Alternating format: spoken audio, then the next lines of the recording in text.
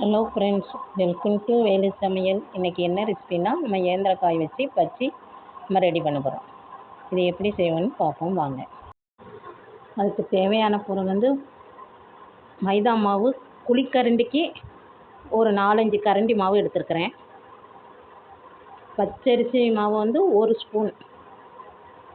ஏற்கனவே காயில் கொஞ்சம் இனிப்பு இருக்கும். நம்ம ஜீனி ஒரு 5-6 ஸ்பூன் 5 ஸ்பூன் மாதிரி நம்ம அதில் போட்டிருக்கேன். மஞ்சப்பொடி ஒரு 1/4 ஸ்பூன் போட்டுக்கணும்.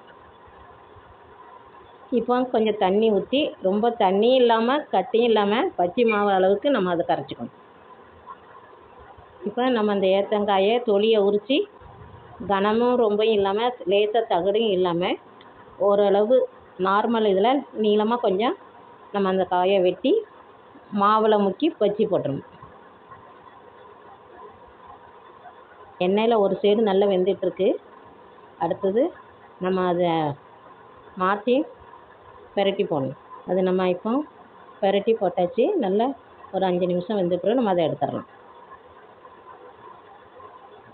இதை மாதிரி எல்லாம் வச்சு நம்ம போட்டு எடுத்துடணும்.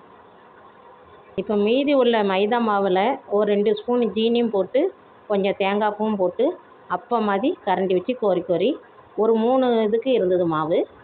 அது வேஸ்ட் ஆக்கக்கூடாதுன்னு நான் அப்பம் மாதிரி ஊற்றிருக்கேன்.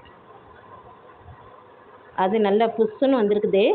நம்ம சோடாப்பெல்லாம் அதில் சேர்க்கலை. அதையும் நல்லா பெரட்டி போட்டு இந்த அப்பத்தையும் நம்ம எடுத்துடலாம். இப்போ பச்சி போட்டாச்சு. பெரிய சைஸும் போட்டிருக்கேன், பாதி சைஸும் சின்ன பிள்ளைகளுக்கும் போட்டிருக்கேன்.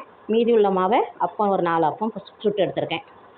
இந்த ரெசிபி உங்களுக்கு பிடிச்சிருக்குன்னு நினைக்கிறேன். நீங்களும் ட்ரை பண்ணி பார்த்து கமெண்டில் சொல்லுங்கள். அடுத்த வீடியோவில் பார்ப்போம். தேங்க்யூ.